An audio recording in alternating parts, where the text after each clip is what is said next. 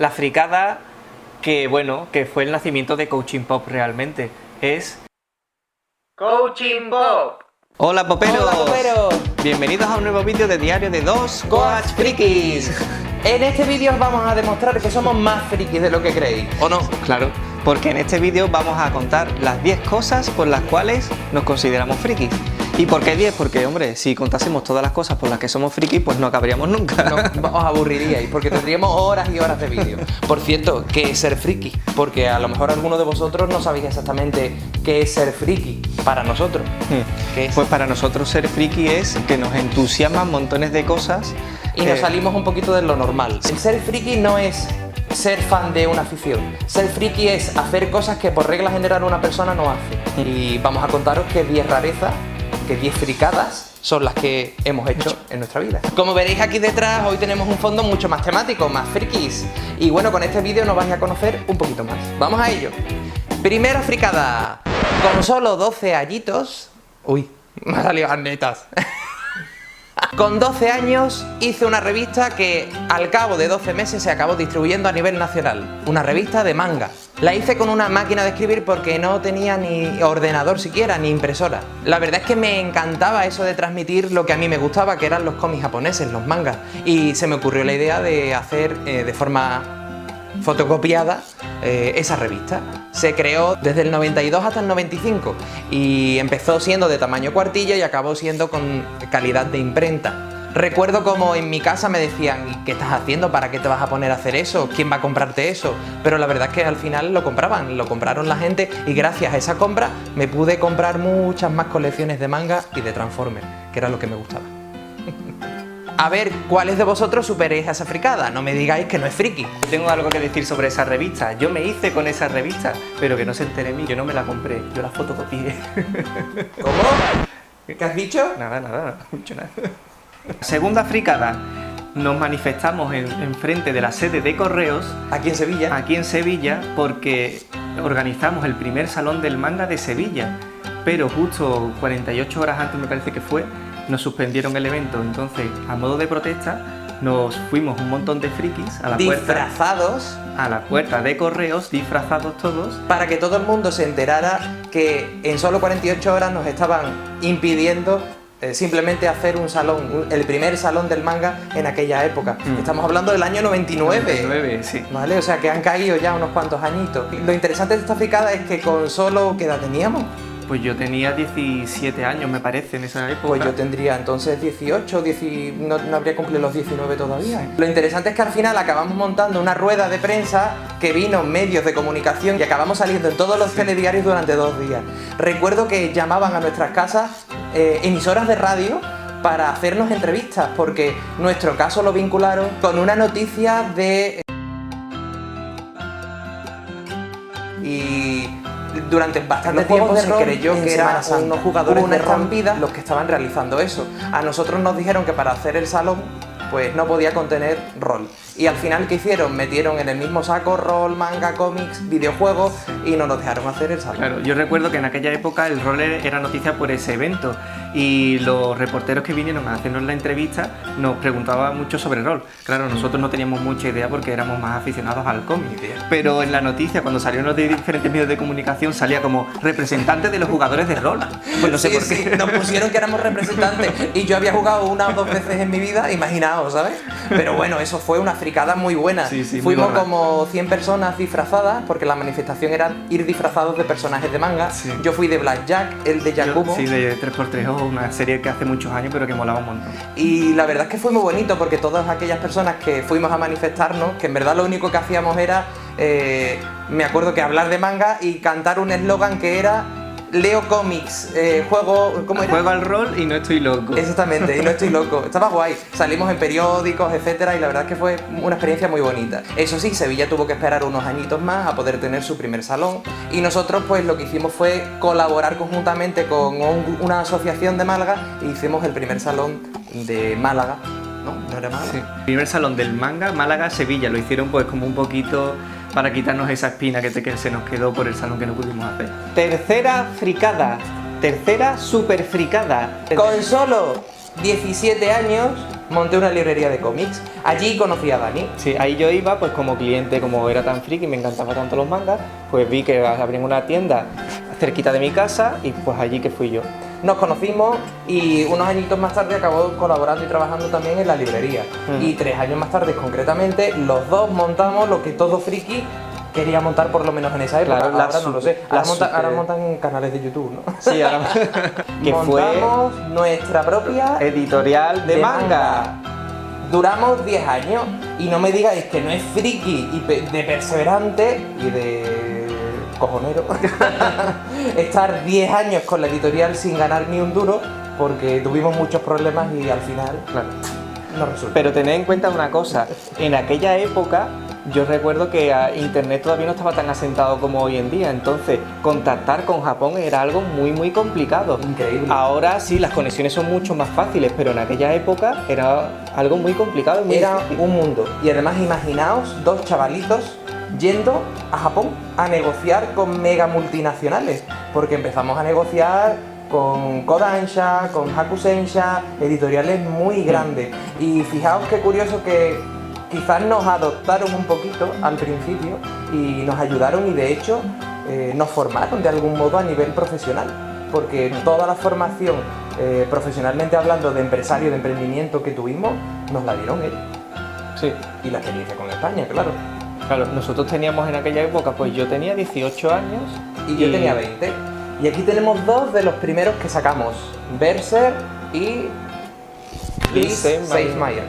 Bueno, Berserk a día de hoy pues la está sacando otra editorial en otro formato.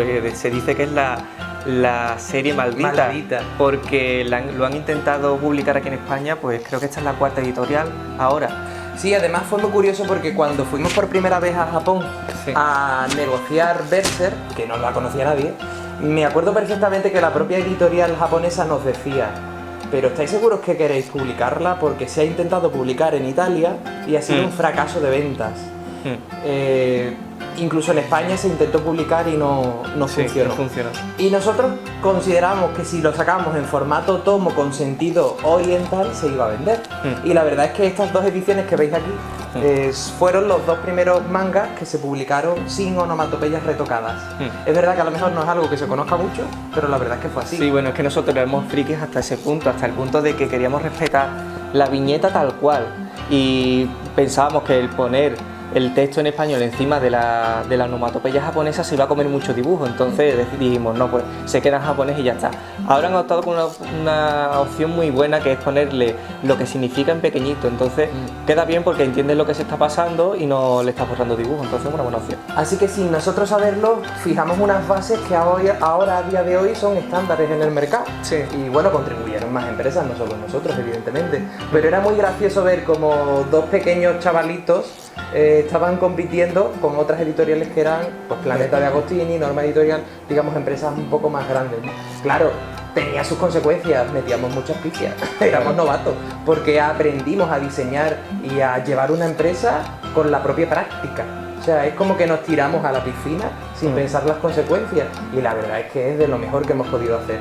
Olvidaos de hacer cursos de teoría hasta que no os metáis en el fregado de vuestro emprendimiento, no vais a saber realmente qué es. Realmente es la experiencia al final la que te da el conocimiento, y no es al contrario. Sí que es bueno tener unas ciertas bases, pero es la experiencia al final la que te va a formar como empresario, como emprendedor o como persona. Totalmente. Si os habéis quedado con alguna colección colgada, dejadlo en comentarios. Va a tener éxito. Sí. ¡Cuarta! Me vas a dejar sordo, te lo juro. Cuarta fricada. ¿Qué hay más friki que llevar algo tan típico como las tómbolas de la Feria de Sevilla de Abril al Salón del Manga de Barcelona? Sí, bueno, yo me acuerdo que eso fue completamente surrealista, porque cogimos unos cartones que nos sobraban de la edición, de la distribución de kiosco, y con un sello de la empresa pues lo fuimos poniendo en la numeración, y eso al final lo utilizamos como papeletas de la tómbola. Entonces tú podías ver en el Salón del Manga, que es donde se hizo por primera vez, porque ahora sí se ha ido estandarizando y lo hacen más empresas, pero podíamos ver cómo en el stand que teníamos se iba formando una cola enorme de personas que venían a participar en la tómbola. Y yo me acuerdo que muchas personas también nos preguntaban fuera de la cola y nos decían, oye, pero ¿qué pasa aquí? ¿Es que va a firmar algún autor o algo? Y no, era surrealista, era porque eran personas que iban a participar en esa tómbola. Es que habían colas y colas. O sea, Sí, era sí. algo increíble. ¡Tómbola! Quinta fricada. Publicamos el manga de Lupin III. ¿Y qué se nos ocurre? Traernos al autor con 73 años. Recuerdo que no teníamos dinero para que viniera porque no podía venir en turista, tenía que venir en clase business y venía con la mujer, el hijo, bueno, era un dineral que no teníamos porque no nos pagaban. ¿Y cuál es nuestra sorpresa? Que el autor nos dice que viene, que él se paga el viaje. Por lo tanto, tuvimos a un maestro del manga, un mito viviente de Japón, como es el maestro Monkey Punch, firmando 4 días en el Salón del Manga de Barcelona, haciendo entrevistas y firmó casi 2000 libros. O sea, imaginaos una persona de 73 años que no paraba, casi no comía. De hecho, recuerdo que incluso a la hora de comer, comía en el Starbucks. Sobre todo, había habido una conexión en la cual él estaba muy contento de que al fin en España se pudiera publicar y dar a conocer su obra. Y fue unos momentos maravillosos porque no solamente fue a nivel profesional, sino todos los demás momentos que a nivel personal pudimos compartir con él. La verdad es que estuvo muy bien. Gracias, maestro. Recuerdo cómo la empresa organizadora del Salón del Manga invitaba a las editoriales y a los artistas invitados, y cómo invitaron al maestro, pero no nos invitaron ni a Dani ni a mí, porque bueno, digamos que éramos la única editorial de Sevilla y de algún modo querían que fuera el autor, pero que no fuéramos nosotros. Y recuerdo como el maestro dijo que si no iban sus editores, él no iba a almorzar, por lo tanto tuvieron que acabar invitándonos y acabamos todos pues almorzando juntos con Masakazu Katsura y el maestro Ono, de manga de terror.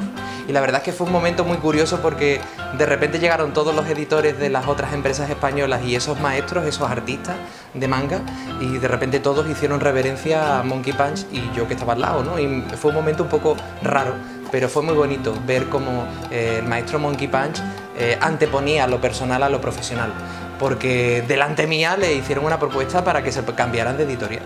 Imagina. Sexta fricada. Hicimos una versión en manga de Chiquilicuatre, del personaje de Chiquilicuatre, no sé si os acordáis. Uno, es Ricky Town. El Riquitán, que Riquitán. ¿No era Ricky Town? Uno, el Riquitán. Ah, bueno. El Riquitán. Que fue a Eurovisión. Aquí tenéis la portada de la versión en manga que realizamos en la editorial. Y la verdad es que fue una experiencia muy curiosa, como fusionamos distintos géneros, por un lado el manga y por otro lado el entretenimiento televisivo, y salió un producto realmente muy interesante y muy curioso y muy divertido, porque podíamos dar rienda suelta a nuestra imaginación.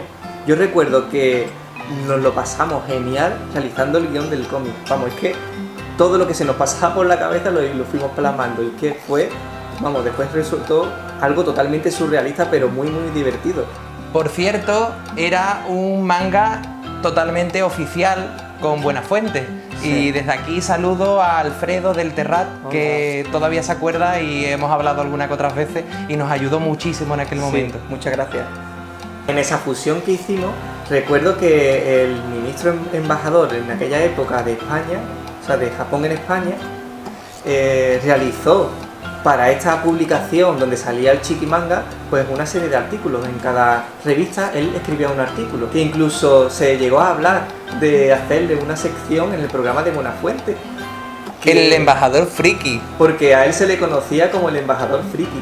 Y entonces pensamos, entre todos, pues que se le podría hacer una sección que podía ser muy interesante, porque se podía hablar de cosas muy curiosas de la cultura japonesa, pero siempre relacionado con el mundo, sobre todo otaku, ¿no? Incluso llegó a haber una fecha, lo que pasa que ya al ministro embajador pues lo destinaron a otro país y no se pudo hacer.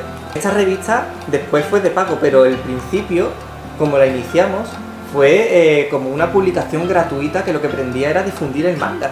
Y recuerdo que hicimos una tirada enorme de 100.000 ejemplares para distribuirla gratuitamente en el Salón del Manga. Y eso fue lo que hicimos. Nos fuimos con todos nuestros palets de revistas a darlas en mano a todos los asistentes al salón en mano. Un curro, vaya. Fue un curro, pero bestial, ¿eh? Pero muy bonito la experiencia. Sí, la experiencia genial, nos encantó. Séptima fricada.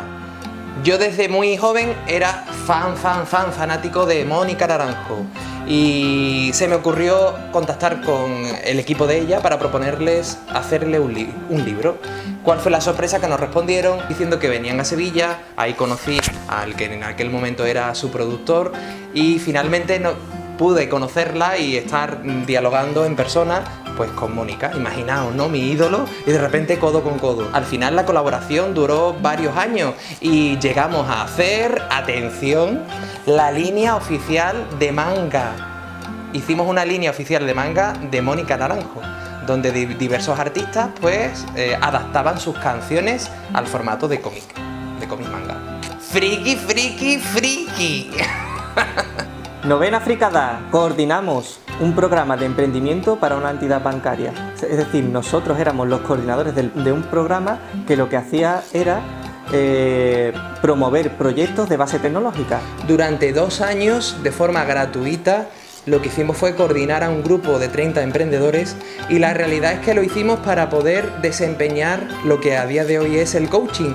En aquel momento todavía no teníamos la seguridad de cobrar por impartir coaching y aceptamos hacer ese programa de emprendimiento como método de entrenamiento para ver si realmente éramos capaces de hacerlo y era válido, porque como sabéis nuestro método es totalmente innato. Nos dimos cuenta de que lo personal y lo profesional tenían que estar unidos. Si tú buscabas hacer un proyecto de base tecnológica pero en base a una necesidad, al final no te va a salir porque te vas a desmotivar. Digamos que al final muchas veces los emprendedores eligen sus proyectos para sentirse reconocidos, no porque realmente el proyecto les motive. Claro. Y en este programa lo que hacíamos es hacerles ver si realmente les entusiasmaba y formaba parte de ellos mismos su proyecto. Y fue muy gracioso ver que al final en el programa casi todos acabaron con un proyecto diferente al que comenzaron, porque se dieron cuenta de que realmente el proyecto inicial no era lo que querían, sino lo que creían que debían hacer para tener éxito. Sí nos veíamos capacitados para impartir el coaching, pero no para cobrarlo todavía. Era como que sí, nos vemos capaces para coordinar el programa, pero no para hacerlo de una forma separada y profesional. Y la décima fricada. La fricada que fue el nacimiento de Coaching Pop realmente. Es la combinación de nuestra experiencia de vida unida con la cultura pop. Vaya, que nos encantaba transmitir nuestra experiencia en forma de coaching y nos encantaban los cómics, los videojuegos, el manga, el anime. ¿Qué hacemos? Exponemos nuestra experiencia en forma de temas, realizamos cursos de coaching y talleres y realizamos dinámicas creativas con personajes de ficción, de videojuegos, de manga, de cómic. De hecho, podéis ver muchos vídeos donde trabajamos la autoestima con Saint Seiya, los Caballeros del Zodiaco, la impulsividad con Mazinger Z, la dualidad con los Simpsons, etcétera, etcétera, etcétera. Ah, bueno, sí, el amor con Candy Candy. Y la saturación. Y la saturación. No sé hacer el corazón como... Oh, con Candy Candy. Y la saturación con Star Wars. Como veis, es el nacimiento de toda una experiencia y la verdad es que para nosotros es maravilloso poder hacer lo que nos gusta, porque transmitimos nuestra experiencia de vida con afición, es decir, conseguimos que la persona disfrute a la misma vez que se está conociendo a sí misma. Y indagar en los miedos a veces es un poco jodido, pero hacerlo de este modo es muy divertido y muy efectivo. Y la verdad es que estamos encantados de llevar ya 8 años realizándolo. Sí, porque nos dimos cuenta de que el autoconocimiento no tiene por qué ser algo solemne y que tengamos que tratar con tanta seriedad. Es algo que podemos hacer desde la diversión también. El conocerse no está reñido con que tenga que ser algo tan serio y tan solemne. Podemos estar, pues oye, disfrutando del conocernos a nosotros mismos. Tenemos que quitarle tanta importancia. Muchas personas nos han preguntado, pero siendo tan jóvenes, es que no es los años de vida que comprendas, sino lo que realmente has aprendido y extraído de tu propia experiencia. No son los años, es la comprensión y aceptación de las experiencias. Así que gracias por estar ahí, gracias por saber que detrás de este tipo de vídeos hay también mucho que estamos transmitiendo, pero sobre todo vamos a vivir con letras mayúsculas y vamos a divertirnos.